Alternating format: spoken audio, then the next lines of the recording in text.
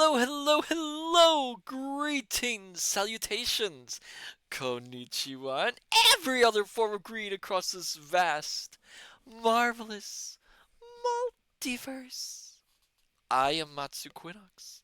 This is Horse, and welcome back, my dear, marvelous, wonderful scholars, to the study. Hello there, hello there, hello there. Hello there, Alien 20. Congratulations on getting first. Hello there, Firefly. Ho, hi indeed. Hello there, Private Maverick. Welcome. Alien 20. Ho, ho, ho. Yes, indeed. Alien 12. Firefly phone typing. That's fine, that's fine. And Julian 20, merry greetings to you as well. Merry greetings, all you marvelous scholars. Welcome to this Merry Christmas Eve or whatever day you're celebrating. Oh my goodness gracious. Oh, it's wonderful to have you here. And thank you for coming on this special late night stream. Oh my goodness. Oh, me and Horace were enjoying ourselves. So we thought, it might be a good idea to move the stream back a little bit to get everyone a chance to enjoy themselves and to rest. How are all you wonderful scholars doing? Julian 20, too much aquavit. Please tell me you only had one glass. I mean, aquavit is a very, very strong liquor. So one glass should be enough. Julian 20, well. I hope lessons were learned. Julian 20. Oh my goodness, my dear scholars. Yes, indeed, this is a festive day. Oh, and of course, I could not help myself. We are dressed, of course, being festive here as well in the study. We did have a tree, which vanished. We had decorations, which vanished. We don't know yet what caused it, but I have Ovid and Virgil investigating, so we'll see about that. But I digress tonight. Tonight, my dear scholars, we are reading more of A Christmas Carol. Oh my goodness, oh my goodness, oh my goodness. I'm excited. I don't know why I'm so excited to do this. Oh, I could not help myself, not on this festive day. We are very close to that. Oh my goodness, Julian 20. Congratulations on wow, the 45 stream streak. Impressive. But like I said, tonight we are reading more of A Christmas Carol. Mhm. Um, we are on the second to last chapter. And where was I? Oh, yes. Yes. As you might know, a brief summary Scrooge, a miserly old man, is being haunted by three spirits who were sent after him thanks to the through the help of his old partner Jacob Marley.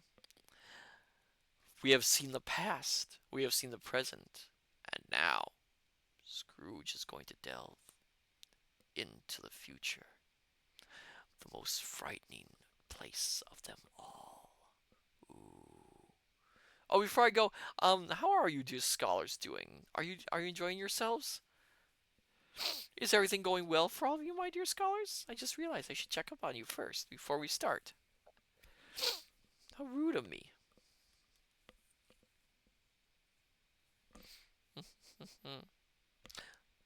Union 20, I am so merry, it is wonderful. Well, that's good to hear. That's very good to hear. Ah, but where was it? Oh yes, yes, yes. So, my dear scholars, shall we begin our reading tonight? Or do you have any other news or important information you'd like to share? I'm willing to open it up to all of you, my dear scholars, because I do these streams for you. Private Maverick, I'm doing pretty good. Julian 20, not really. Not really on what? Not, I mean, not really on me reading? Well, okay, if you'd rather I didn't read, all right, season's greetings to everyone. Julian 20 says she doesn't want any reading, I guess, so we'll be going. Take care then, and I'll see you next time here at the study.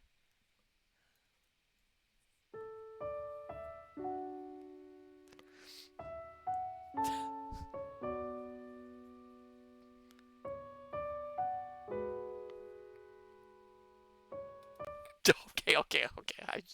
I am just having a little bit of a holiday joke there. All right. So I guess we should begin. So, my dear scholars, sit back, relax, have a hot or cold beverage of your liking. Dim the lights if you wish. Pour yourself a cup of eggnog, and let us begin our reading of A Christmas Carol by Charles Dickens.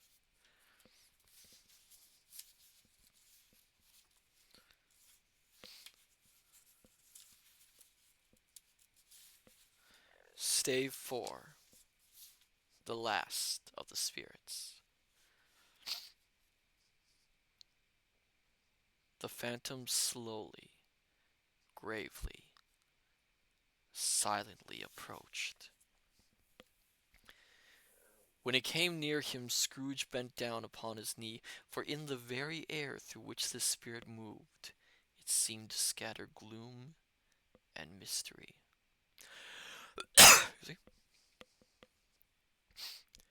It was shrouded in a deep black garment, which concealed its head, its face, its form, and left nothing of it visible, save one outstretched hand. But for this it would have been difficult to detach its figure from the night and separate it from the darkness by which it was surrounded. He felt that it was tall and stately when it came beside him, and that its mysterious presence filled him with a solemn dread. He knew no more, for the spirit neither spoke nor moved. Need a drink of water for this.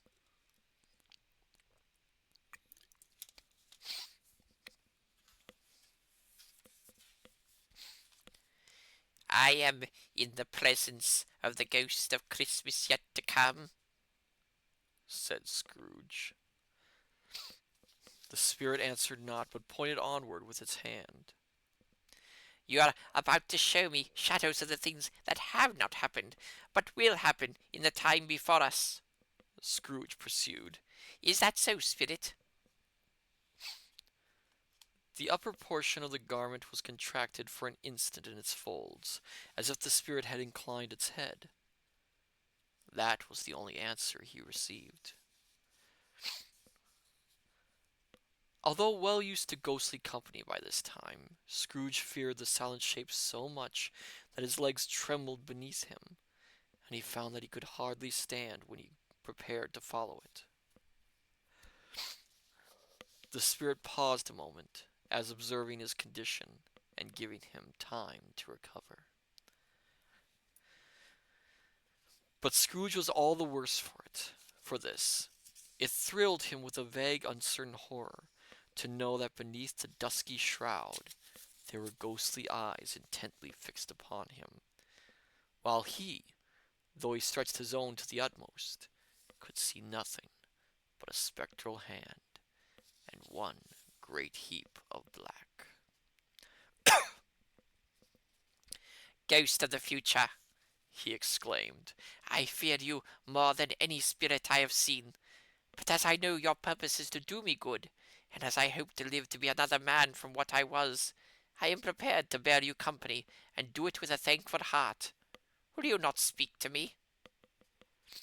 It gave him no reply. The hand was pointed straight before them. Lead on, said Scrooge.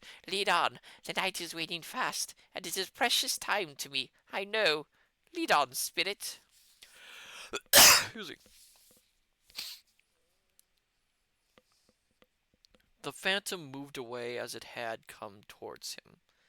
Scrooge followed in the shadow of its dress, which bore him up, he thought, and carried him along.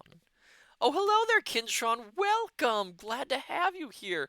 We have just started our reading of Christmas Carol. Good to have you here, Kintron. I hope this Christmas Eve is treating you well, my dear friend.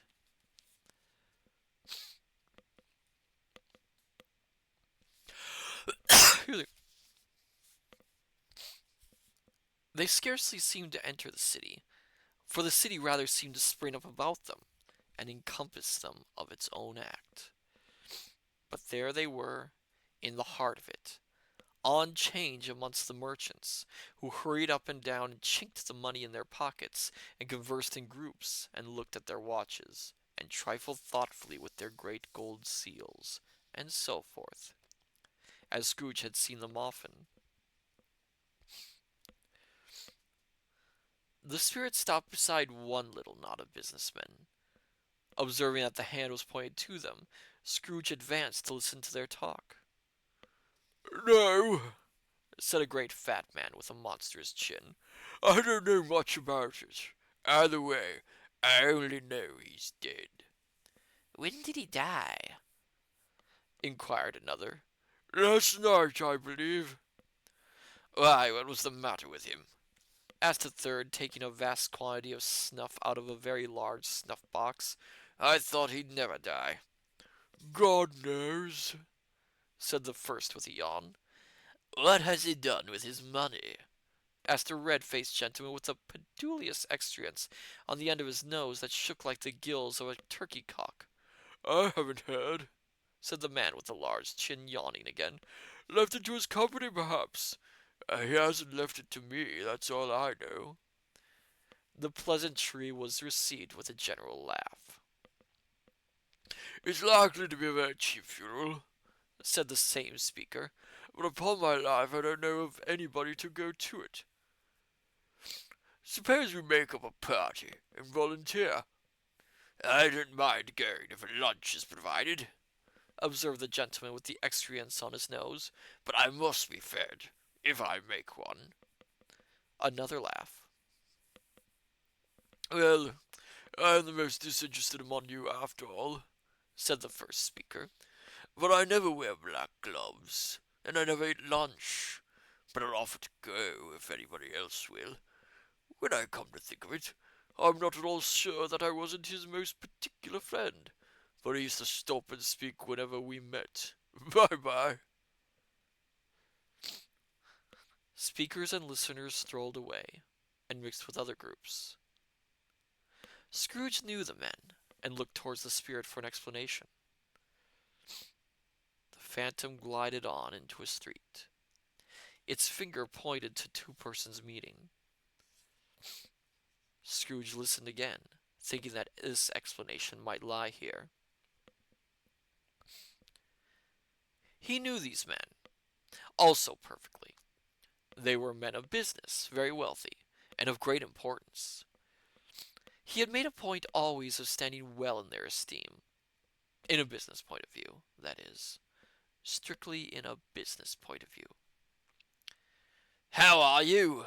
said one. "How are you?" returned the other. "Well," said the first, "old Scrooge has got his own at last, eh?"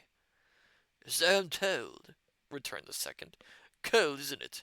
Seasonable for Christmas time. You're not a skater, I suppose?" "No, no. Something else to think of. Good morning." Not another word. That was their meeting, their conversation, and their parting. Scrooge was at first inclined to be surprised that the spirit should attach importance to conversations, excuse me, apparently so trivial. Drink. But feeling assured that they must have some hidden purpose, he set himself to consider what it was likely to be. They could scarcely be supposed to have any bearing on the death of Jacob, his old partner, for that was the past, and this ghost's province was the future. Nor could he think of anyone immediately connected with himself, to whom he could apply them.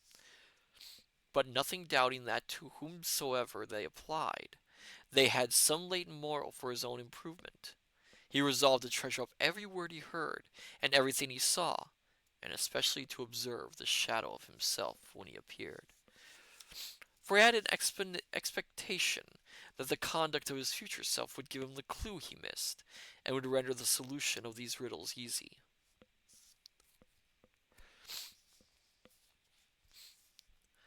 He looked about in that very place for his own image. But another man stood in his accustomed corner.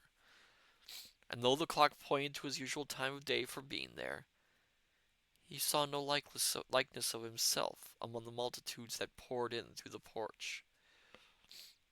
It gave him little surprise, however, for he had been revolving in his mind a change of life, and thought and hoped he saw his newborn resolutions carried out in this.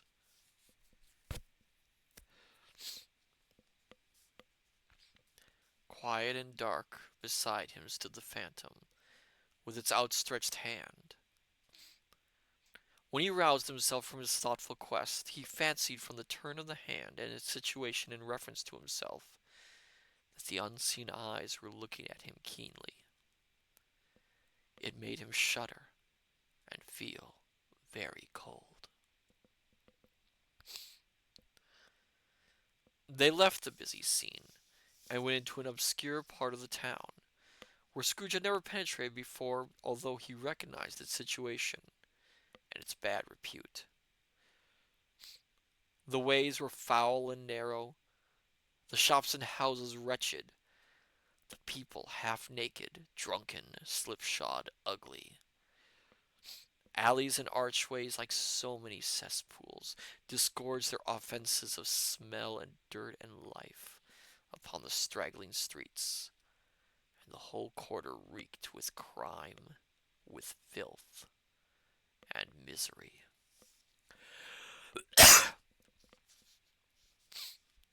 Far in this den of infamous resort, there was a low-browed beetling shop, below a penthouse roof, where iron, old rags, bottles, bones, and greasy offal were bought. Upon the floor within were piled up heaps of rusty keys, nails, chains, hinges, files, scales, weights, and refuse iron of all kinds.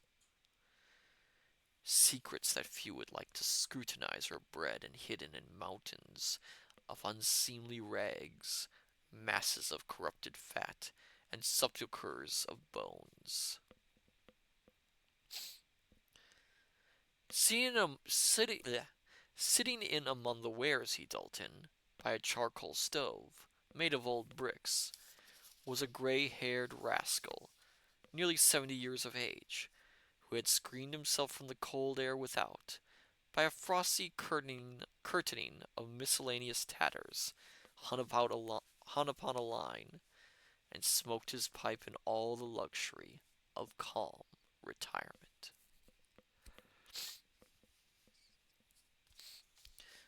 Scrooge and the Phantom came into the presence of this man, just as a woman with a heavy bundle slunk into the shop. But she had scarcely entered when another woman, similarly laden, came in too, and she was closely followed by a man in faded black, who was no less startled by the sight of them than they had been upon the recognition of each other.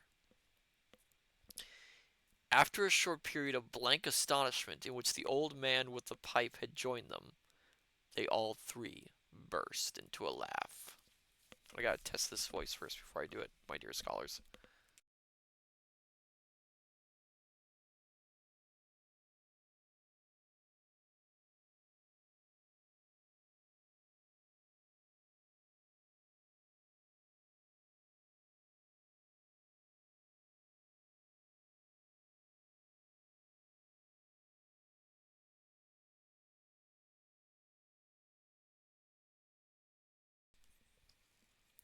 Alright?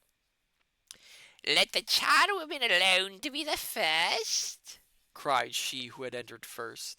let the laundress alone to be the second, and let the undertaker's man alone to be the third. Look here, Joe, here's a chance. If we hadn't all three met here without meaning it.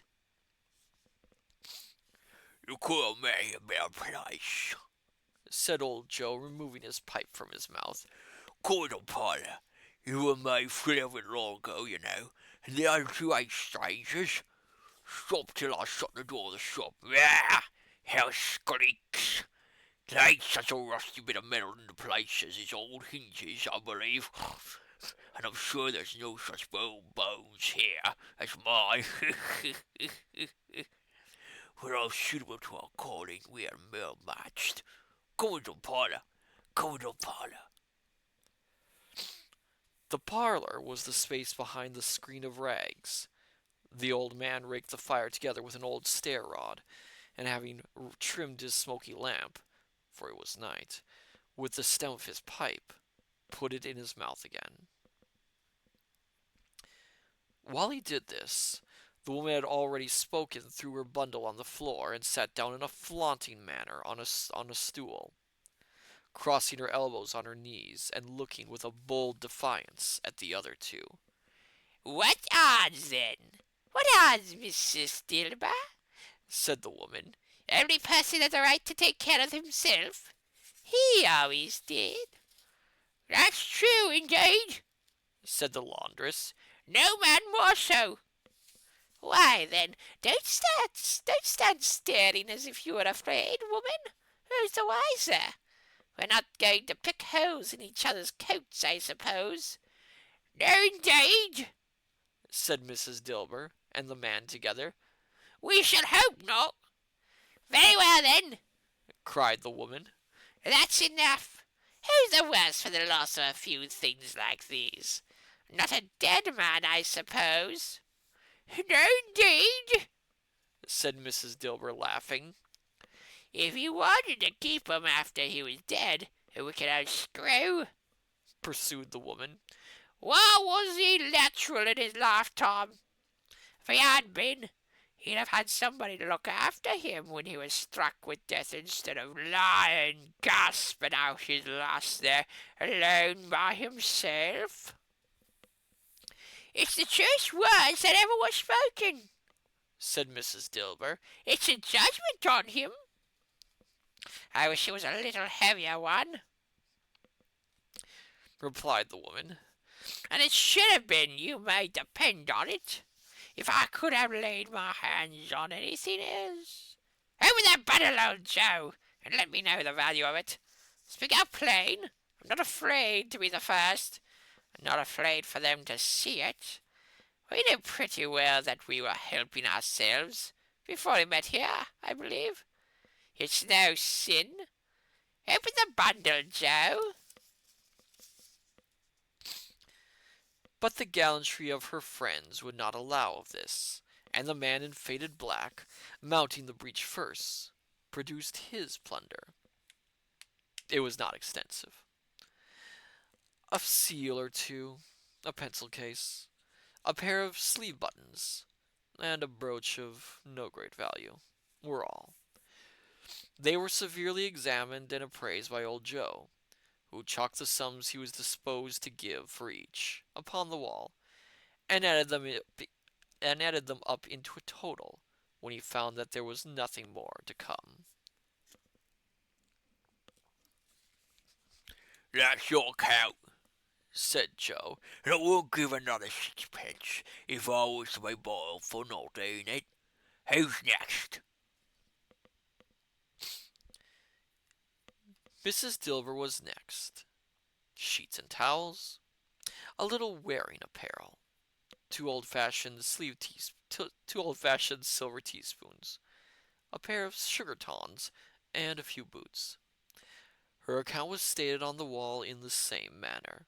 I always give too much to these. It's a weakness of mine, and that's the way I ruin myself, said old Joe.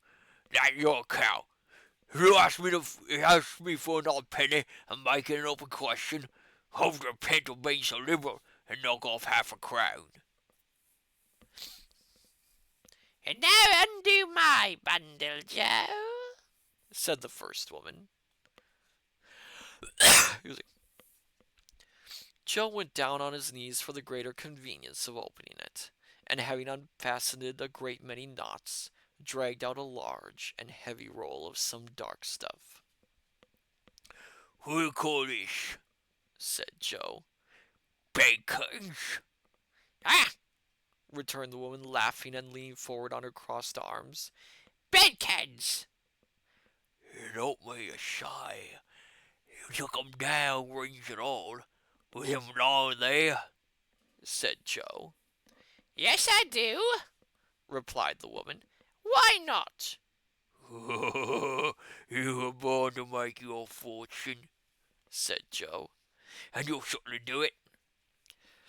I certainly shan't hold my hand when I get anything in it by reaching it out, for the sake of such a man as he was. I promise you, Joe, returned the woman coolly.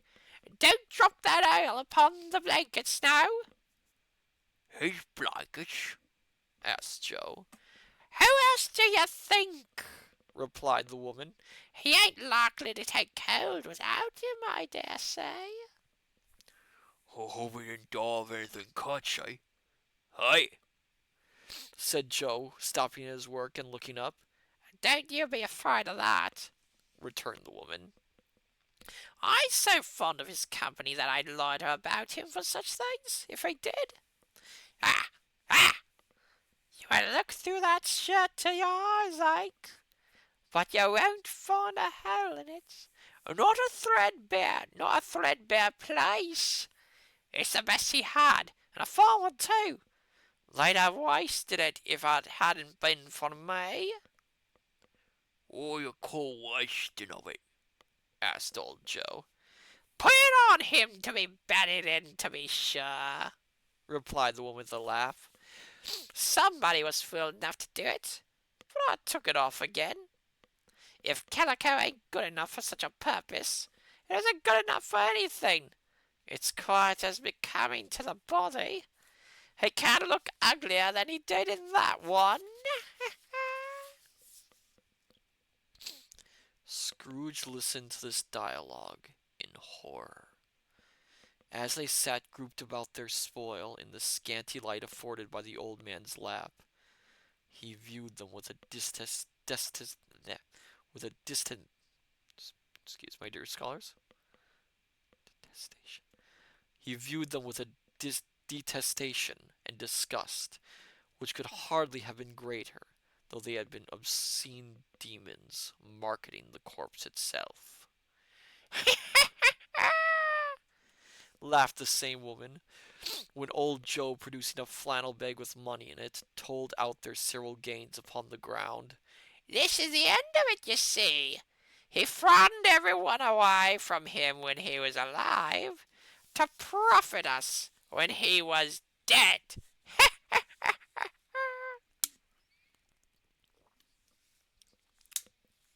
Spirit, said Scrooge, shuddering from head to foot.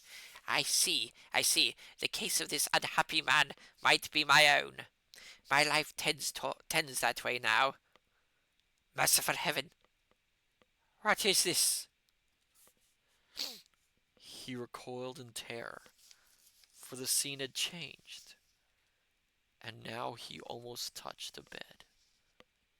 A bare, uncurtained bed, on which beneath a ragged sheet there lay a something covered up, which though it was dumb, announced itself in awful language. The room was very dark, too dark to be observed with any accuracy, though Scrooge glanced round in obedience to a secret impulse, anxious to know what kind of room it was.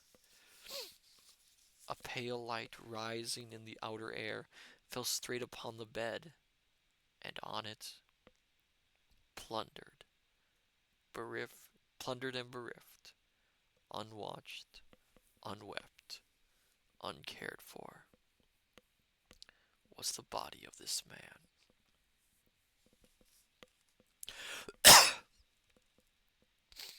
Scrooge glanced towards the phantom. Its steady hand was pointing to the head. The cover was so carelessly adjusted that the slightest raising of it, the motion of a finger upon Scrooge's part, would have disclosed the face.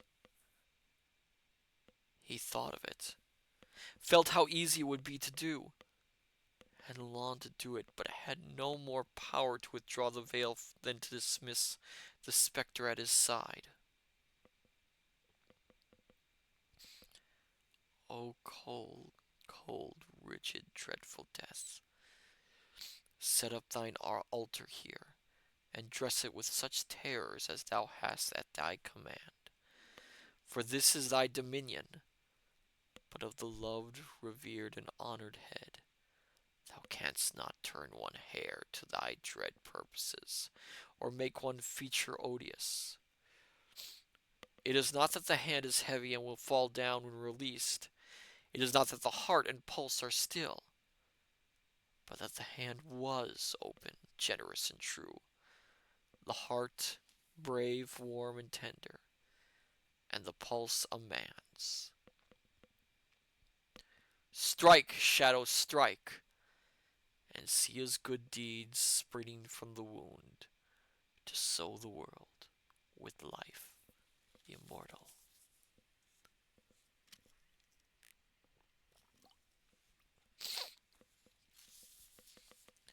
No voice pronounced these words in Scrooge's ears, and yet he heard them when he looked upon the bed. He thought if this man could be raised up now, what would be his foremost thoughts? Avarice, hard dealing, griping cares, they have brought him to a rich end, truly. He lay in the dark, empty house, with not a man, a woman, or a child to say that he was kind to me in this or that, and for the memory of one kind word I will be kind to him. A cat was tearing at the door, and there was a sound of gnawing rats beneath the hearthstone. What they wanted in the room of death, and why they were so restless and disturbed, Scrooge did not dare to think. Spirit, he said, this is a fearful place. In leaving it, I shall not leave its lesson. Trust me. Let us go. Still the ghost pointed with an unmoved finger to the head. I understand you, Scrooge returned, and I would do it if I could, but I have not the power, Spirit. I have not the power. Again it seemed to look upon him. If there is any person in the town who feels emotion caused by this man's death, said Scrooge, quite agonized, show that person to me, Spirit. I beseech you. The phantom spread its dark robe before him for a moment, like a wing, and withdrawing it, revealed a room by daylight, where a mother and her children were.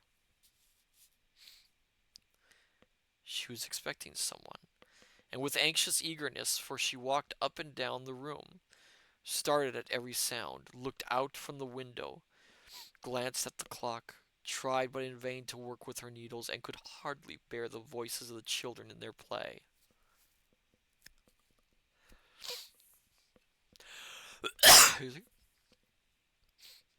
At length, the long-expected knock was heard. She hurried to the door and met her husband, a man whose face was careworn and depressed, though he was young. There was a remarkable expression in it now, a kind of serious delight of which he felt ashamed and which he struggled to repress. He sat down to the dinner that had been hoarding for him by the fire, and when she asked him faintly what news, which was not until after a long silence, he appeared embarrassed how to answer. "Is it good?" she said, "or bad?" to help him. "Bad," he answered. "We are quite ruined." "No, there is hope yet, Caroline." "If he relents," she said, amazed, "there is. Nothing is past hope if such a miracle has happened." "He is past relenting," said her husband. "He is dead." She was a mild, impatient creature, if her face spoke truth. But she was thankful in her heart. She was thankful in her soul to hear it, and she said so with clasped hands. She prayed forgiveness the next moment and was sorry, but the first was the emotion of her heart. What the half-drunken woman was whom I told you of last night said to me when I tried to see him and obtain a week's delay, and what I thought was a mere excuse to avoid me, turns out to have been quite true. He was not only very ill, but dying then. To whom will our debt be transferred? I don't know, but before that time we shall be ready with the money. And even though we were not, it would be bad fortune indeed to find so merciless a creditor in his successor. We may sleep tonight with light hearts, Caroline. Yes, soften it as they would, their hearts were lighter. The children's faces, hushed and clustered round to hear what they so little understood, were brighter, and it was a happier house for this man's death. The only emotion that the ghost could show him, caused by the event, was one of pleasure. Let me see some tenderness connected with a death, said Scrooge, or that dark chamber spirit which you left just now will be for ever present to me.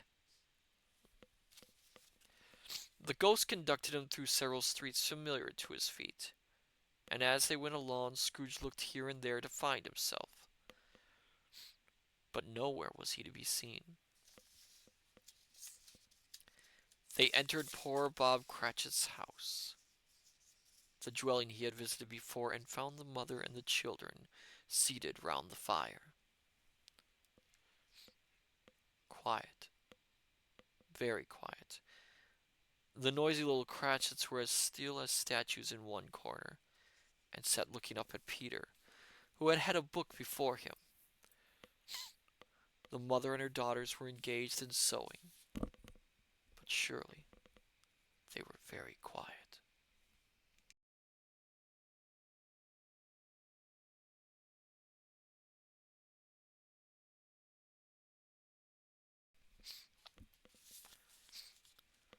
And he took a child and set him in the midst of them. Where had Scrooge heard those words? He had not dreamed them. The boy must have read them out as he and the spirit crossed the threshold. Why did he not go on? The mother laid her work upon the table and put her hand up to her face. The color hurts my eyes, she said. The color? Ah, poor Tiny Tim. The better now, anyway, again, said Cratchit's wife. Makes them weak by candlelight, and I wouldn't show weak eyes to your father when he comes home, for the world. It must be near his time. Past it, rather, Peter answered, shutting up his book. But I think he's walked a little slower than he used these few last evenings, mother. They were very quiet again. At last she said, in a steady, cheerful voice that only faltered once, I've known him walk with Tiny Tim upon his shoulder, very fast indeed. And so have I, cried Peter. Often. And so have I, exclaimed another. So had all. But he was very light to carry, she resumed, intent upon her work, and his father loved him so that it was no trouble, no trouble. There's your father at the door. She hurried out to meet him, and little Bob in his comforter, he had need of it, poor fellow, came in. His tea was ready for him on the hob, and they all tried who should help him to it most. Then the two young Cratchits got upon his knees and laid each child a little cheek against his face, as if they said, "Don't mind it, father, don't be grieved." Bob was very cheerful with them, and spoke pleasantly to all the family. He looked at the work upon the table and praised the industry and speed of Mrs. Cratchit and the girls. They would be done long before Sunday, he said. "Sunday? You went today then, Robert?" said his wife. "Yes, my dear," returned Bob. "I wish you could have gone. It would have done you good to see how green a place it is. But you'll see it often. I promised him that I would walk there on a Sunday." "My little child," cried Bob. "My little child." He broke down all at once. He couldn't help it. If he could have helped it, he and his child would have been farther apart, perhaps, than they were.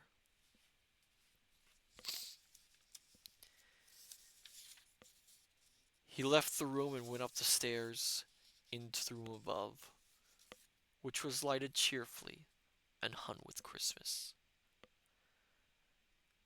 There was a chair set close beside the child, and there were signs of someone having been there lately. Poor Bob sat down in it, and when he had thought a little and composed himself, he kissed the little face. He was reconciled to what had happened, and went down again, quite happy.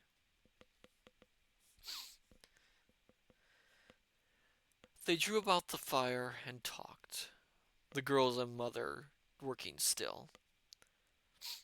Bob told them of the extraordinary kindness of Mr. Scrooge's nephew, whom he had scarcely seen but once, and who, meeting him in the street that day, and seeing that he looked just a little down, you know, said Bob, inquired what had happened to distress him. "On which," said Bob, "for he is the pleasantest spoken gentleman you have ever heard, I told him, 'I am heartily sorry for it, Mr. Cratchit,' he said, 'and heartily sorry for your good wife.' By the by, how he ever knew that, I don't know." "Knew what, my dear?" "Why, that you're a good wife," replied Bob. "Everybody knows that," said Peter. "Very well observed, my boy," cried Bob. "Hope they do. Heartily sorry," he said, "for your good wife. If I can be of service to you in any way," he said, giving me his card, "there's where I live. Pray come to me." "Now it wasn't," cried Bob, "for the sake of anything you might be able to do for us, so much as for his kind way, that this was quite delightful. It really seemed as if he had known our Tiny Tim, and felt with us." "I'm sure he's a good soul," said Mrs. Cratchit. "You would be sure of it, my dear," returned Bob, "if you saw and spoke to him. I shouldn't be at all surprised, mark what I say, if he got Peter a better situation." "Only hear that, Peter," said Mrs. Cratchit. "And then," cried one of the girls, "Peter will be keeping company with someone, and setting up for himself." "Get along with ye," retorted Peter, grinning. Drink of water.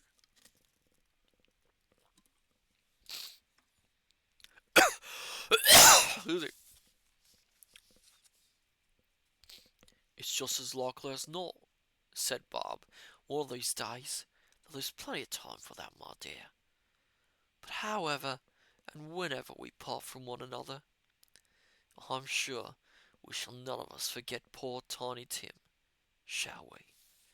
Or this first parting that there was among us." "Never, father!" cried they all. "And I know," said Bob. And I know, my dears, that when we recollect how patient and how mild he was, although he was a little child, we shall not quarrel easily among ourselves, and forget poor Tiny Tim in doing it. No, never, father, They all cried again. I am happy. I'm very happy, said little Bob, and I'm very happy. Mrs. Cratchit kissed him. His daughter kissed him. The two young Cratchits kissed him, and Peter and himself shook hands. Spirit of Tiny Tim, thy childish essence was from God.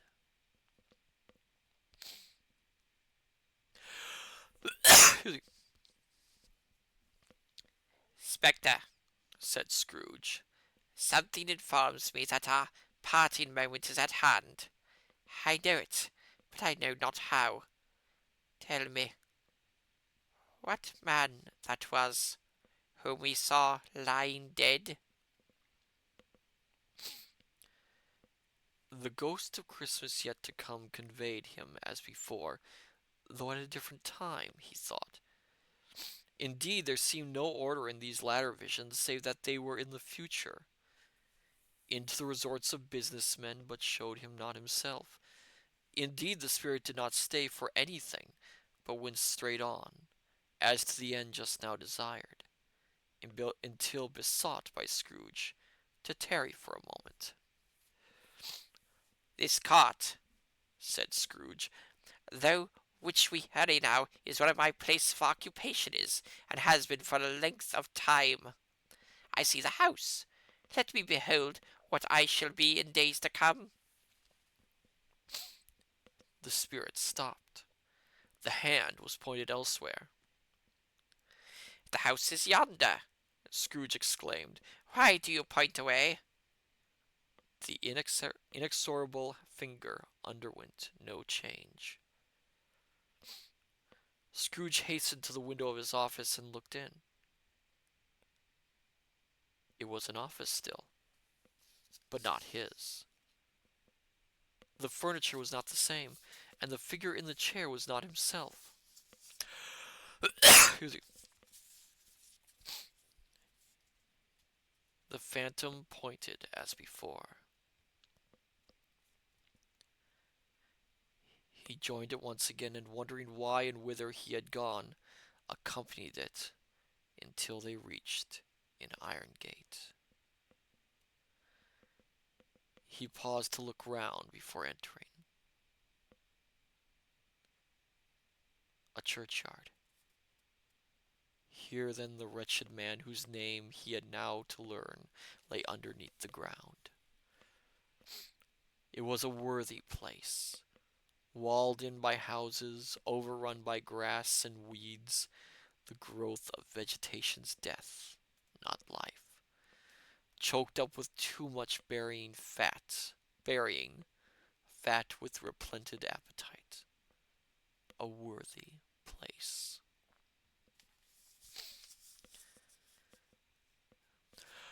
Excuse me. Clear my throat a little bit. The spirit stood among the graves and pointed down to one. He advanced toward it, trembling. The phantom was exactly as it had been, but he dreaded that he saw new meaning in its solemn shape. Before I draw nearer to that stone to which you point, said Scrooge, answer me one question. Are these the shadows of the things that will be, or are they the shadow of things that may be only? Still the ghost pointed downward to the grave by which it stood. Men's courses will foreshadow certain ends, to which, if persevered in, they must lead, said Scrooge. But if the courses be departed from, the ends will change. Say it is thus with what you show me. The spirit was immovable as ever. Scrooge crept towards it, trembling as he went, and following the finger, read upon the stone of the neglected grave his own name, Ebenezer Scrooge.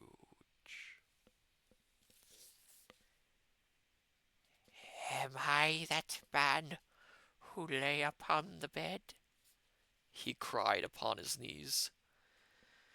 The finger pointed from the grave to him and back again. No, spirit. Oh, no, no! The finger still was there. Spirit! He cried, tight clutching at its robe. Hear me! I am not the man I was. I will not be the man I must have been but for this intercourse. Why show me this if I am past all hope? For the first time the hand appeared to shake. Good spirit, He pursued, as down upon the ground he fell before it. your nature intercedes for me and pities me. Assure me that I yet may change these shadows you have shown me by an altered life. The kind hand trembled. Oh, hello there, Death Knight Q. Welcome. We are in the end of this chapter of Christmas Carol. Welcome. I will honor Christmas in my heart and try to keep it all the year. I will live in the past, the present, and the future. The spirits of all three shall strive within me. I will not shut out the lessons that they teach. Oh, tell me, I may sponge away the writing on this stone. In his agony, he caught the spectral hand. It sought to free itself, but he was strong in his entry and detained it. The spirit, stronger yet, repulsed him. Holding up his hands in a last prayer to have his fate reversed, he saw an alteration in the phantom's hood and dress. It shrunk, collapsed, and dwindled down into a bedpost.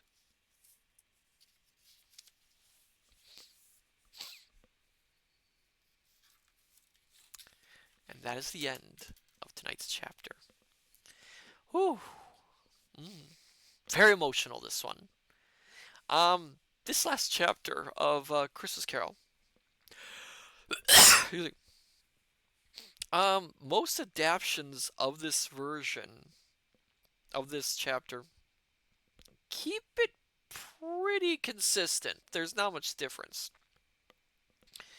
Um, Sometimes they alter one or two things, like they remove the scene where Scrooge sees the body, or they'll remove the scene where, say, Scrooge witnesses the talk between the man and his wife about the death. But most of the time it's very consistent and very much the same. There are a few exceptions. The 1970 Scrooge musical actually goes a step further by having Scrooge actually fall into hell, of all things. And we witness his actual punishment with the chains being put on him. It's actually a rather disturbing scene. And then, oh, thank you for the follow, Death. Thank you, welcome. I am Matsu Quinox, interdimensional omniversal librarian. This is Horace, and I do reading streams on Tuesday. No, I don't do reading streams. I do gaming streams on Thursday. I'm getting myself mixed up. I'm sorry. I do gaming streams on Tuesday, reading streams on Thursday, and once in a while I do some other variety streams as well. Oh my goodness, I'm all mixed up. Thank you for the follow, and welcome to our little group of scholars. Wonderful to have you here. But where was I? Oh yes, the other one that massively changes it is the Jim Carrey animated version, which makes it pretty. They up the horror aspect in that one. which personally I think they go a little too far and kind of miss out on the concept of the intensity of the original story by trying to make the ghost seem like a villain, which if you read as you heard in this chapter, it really isn't at all. In fact, it shows pity towards Scrooge towards the end. But it is a different take on it. So there's not much, as I said, there's not much difference between portrayals of the Ghost of Christmas Yet to Come or the segments. They're pretty consistent. So actually, we're gonna have another. This is gonna be a short stream tonight. Tomorrow will be the last chapter of Christmas Carol. I am thinking, my dear scholars, of doing the stream at noon. We will see if I will stick with that plan. I will alert you if I do. Um, but yes, might seem a little bit odd to do a shorter stream, but it is the holiday season, and I'm sure many of you want to enjoy this season as well. So we will be closing out now. Also, I can feel this chapter is very difficult on my voice, especially doing the talk back and forth between the old woman and old Joe, which are very difficult voices to do. So we will close out for now. Um, we'll see who we can raid for this evening. Chapter felt like it went fast this time, too.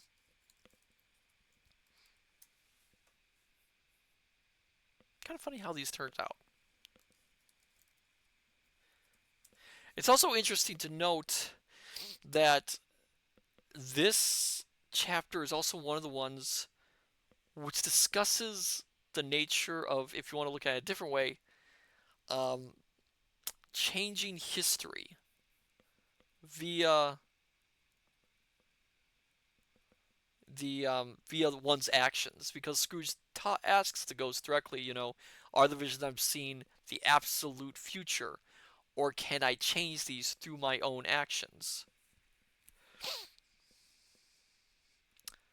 Yes, let's see who is streaming right now, if anyone during this season, as you might know.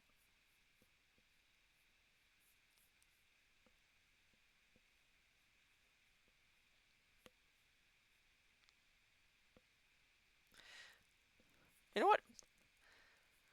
To make things a little bit gentler for you, my dear scholars, let's go visit Kindron's channel. He is doing a Christmas Eve story loop, so it is. I think it's pre-recorded, but it'll be a nice little relaxation for the rest of the evening.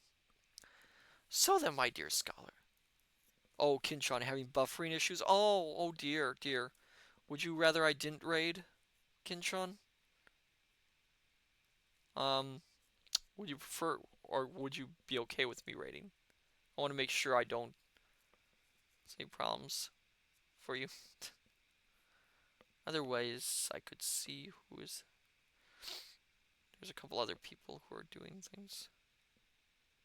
What do you think, Kintron? Should we try?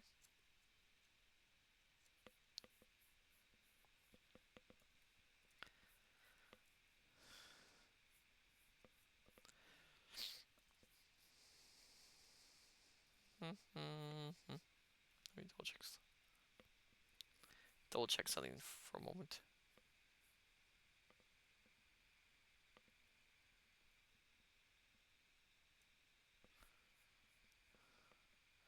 Oh, it's still buffering? Well,